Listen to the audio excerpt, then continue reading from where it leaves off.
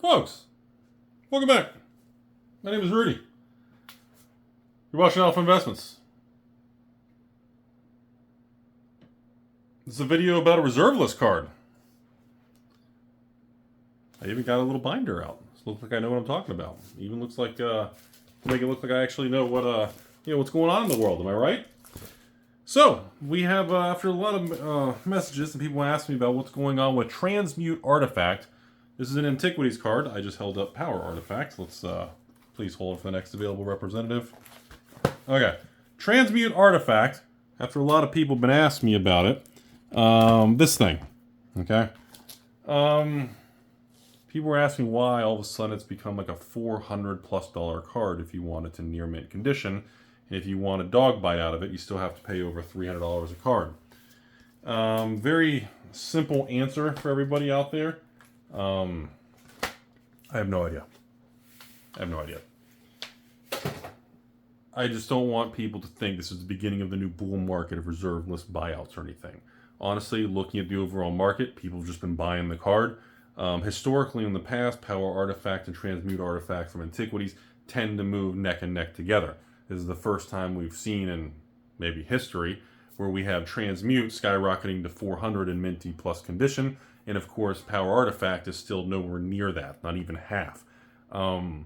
Which leads me to believe, obviously, some sort of maybe old school deck, and there's been some activity that's caused the card to be in more demand. Or option B, somebody's literally just trying to buy out a card because they really like it and they felt it was underpriced. Or option C, you have a slow, natural, organic thing where there's just people slowly buying this particular card and there's not many of them being added to the market. No matter which the outcome is, yes, this is an old Magic card. This card was around $100, $150 a card for 5, 10 years maybe. This is, moments like this are why I discuss in this channel, you can't plan, you don't know when the market's going to reprice and swing. I know the hot thing is new Magic, serialized cards, new collector boxes, new releases. That is where all the money is flowing and all the activity, all the hype, all the new young Magic players. That is where the action is. Old fogey land of Rudy and his old, come over here and give me that Transmute Artifact. Yeah, come on down to the basement. I'll get you a Transmute Artifact. This is like old man area. We don't see a lot of hype and excitement. I told you all about a week or two ago in my little reserve list update video that the reserve list in the vintage Magic the Gathering market continues to remain very quiet, flat, calm, and quite frankly, boring. And there is a real possibility that we are continuing to be in for a long or possibly a lost decade of vintage Magic. Now, whether that makes you happy, you can buy cards cheaper. Maybe that makes you upset because you think Rudy's trying to suppress and manipulate the market. Whatever your perspective is going to be is up to you. But overall, we still don't see any activity. I don't expect old cards to go down. I don't expect a huge uptick. I just expect it to be pretty calm and quiet, which I don't think is a bad thing sometimes. So, that I just wanted to at least address that, yes, I am aware of it. No, I don't have a clear, concise answer. Many people are going to speculate on different things. The fact that in the 1994 set of Antiquities, we are only seeing major movement with one particular card tells me that it's obviously targeted and whatever's happening with the repricing is tied just to this card. This isn't like a C-level rise where we're seeing all the cards in Antiquities move up in price. We are not seeing all the other Antiquities cards double and triple in price, okay? We're not seeing Transmute Artifact go from 150 to 450, which is maybe 3x kind of thing. We are not seeing that with Power Artifact. We're not seeing that with Rudy's Archaeologist. We're not seeing that with Triskelion and Tetra. We're not seeing it with the workshops. We're not seeing it with the different factories and seasons. Even Candelabra. I think Candelabra is still bouncing around, maybe in rough condition, 500-600. In minty condition, maybe 800 to 1,000. We're not seeing any tremendous influx of capital or demand on these products.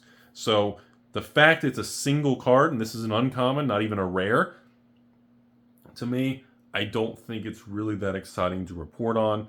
And I'm sorry to not kind of bamboozle and try to really pump the market, but this seems like an isolated thing to a single card. To give you some more kind of context overall, hang on one second, I'm gonna kind of look off the screen here. To give you an idea, The thing that does stand out is if you look at the quantity of Transmute artifacts for sale versus the quantity of Power Artifact, Transmute has less than half that of Power Artifact, which tells me a lot of the supply is being purchased.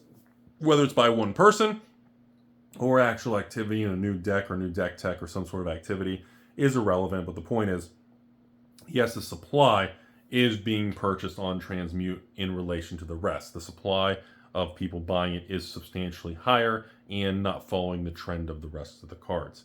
Now, doesn't mean Antiquities is my second favorite set in Magic the Gathering history, followed by obviously Arabian Nights, and I still think it is one of the most beautiful museum quality type things, as the memes and jokes always say now, because it's such a bad investment.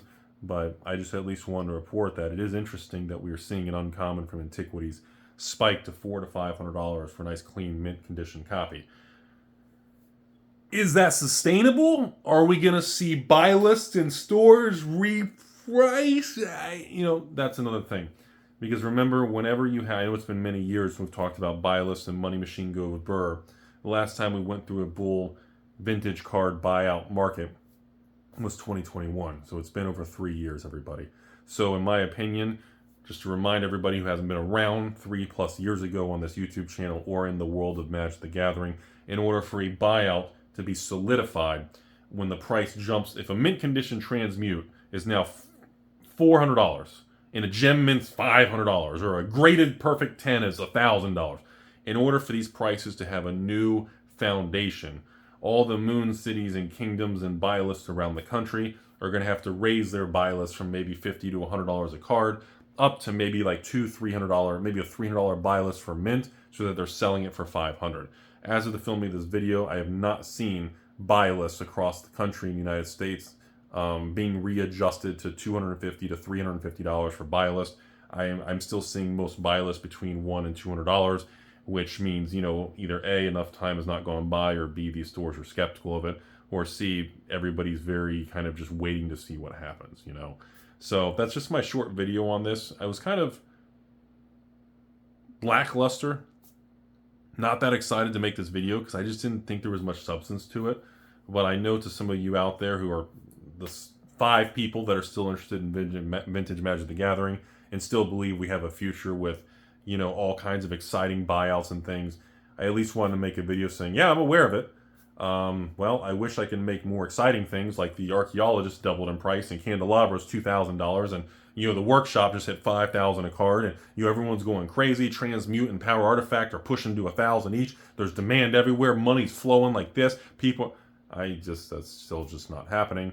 I think it's a beautiful thing, but I just want to make a video on Transmute Artifact.